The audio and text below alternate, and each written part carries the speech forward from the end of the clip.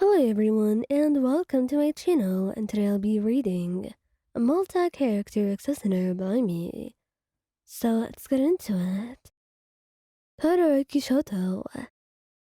He has no idea when these thoughts overtook him and overtook his mind, when they became all he has to think about. But he can pinpoint the exact time that they started, around the attack that the League of Villains had made. That's when he started having those nightmares and those thoughts. The thought of losing you plagued his mind. An idea that he never wanted to see become a reality. It terrified him beyond belief. He could lose you any moment, any second, and there would not be a single thing to do about it. He doesn't like that. He's not comfortable with it. And most of all, his heart would not be able to handle it. He loves you more than life.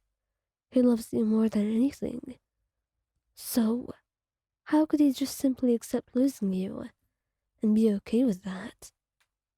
He couldn't. It was as simple as that. But his mind always told him of just how many times he could be lost. There would be a mission. Maybe someone could attack you. Maybe you'd go to the hospital. Maybe you'd never wake up.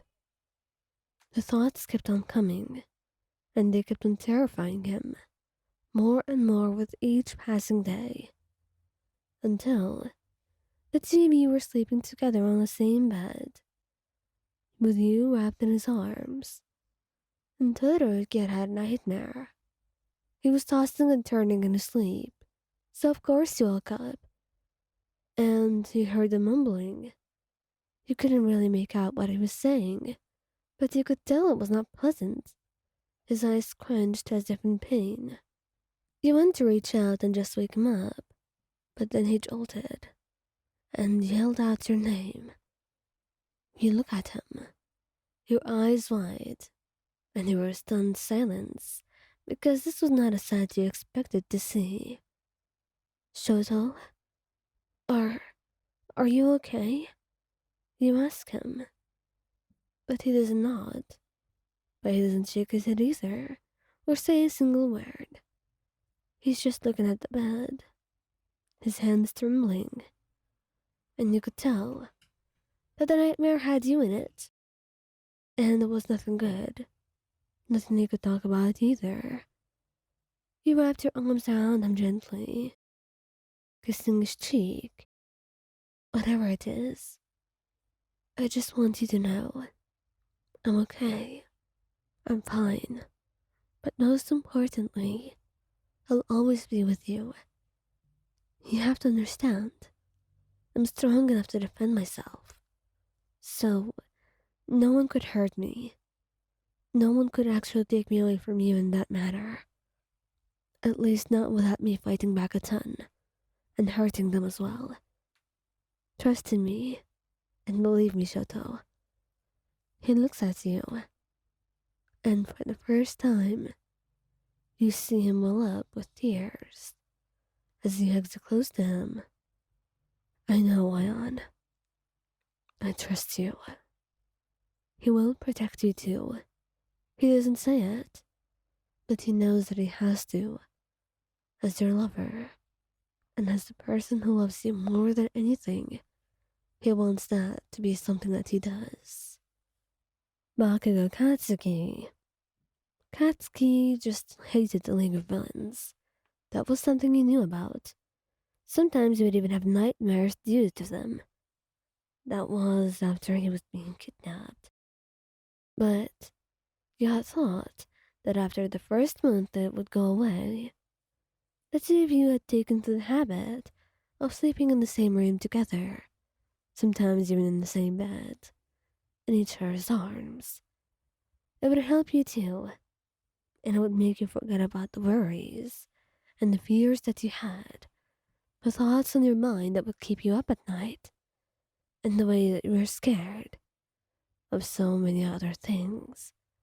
Ever since getting tangled up with this dangerous life that you have now, as much as you wanted to be a hero, He did not expect to be thirsted into his world so surprisingly. But he would make do with that, and he would be strong. He knew he could be too. You just did not expect him to be so hurt and so fearful about you as well. Yet always try not to be a burden for him, trying to be as strong as you can. But it seems like, regardless of that, he would be worried about you. You can say the same for yourself. You worried about him greatly and you would have nightmares about him. You just never expected to see him in this way, in this vulnerable state that he would never allow himself to be in front of anyone, not even you. And right now you admit you've never seen him so scared, until this moment. Katsu? Katsuki, what's going on? You say, being woken up so suddenly by the sound of him screaming at night. He won't look at you, and he's only looking at his hands. He doesn't want to look at you. He can't. He feels humiliated. He feels weak and so small. The world so large and terrifying, and he could only do so much to protect you. In that dream, he lost you because he wasn't there, because he hadn't done enough. He wasn't there at the right time. He didn't do the right thing. And that's why you were gone. What if this happens? What if he loses you here too? But meanwhile, you were looking at him, and it was almost like you could tell what was going on in his mind as you wrapped your arms gently around him, pulling him close to you, and kissing his cheek gently. Katsuki, please, look at me. And though there is some hesitation, you lift his chin up with your hand, and he finally meets your eyes. I'm right here. I am okay. And so are you. Neither of us are hurt.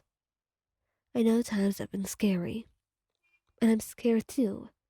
I try to hide it so you won't worry, but it seems you've been hiding as well. And we're lovers. We shouldn't be hiding so much from one another. So please, Katsuki, don't endure this alone.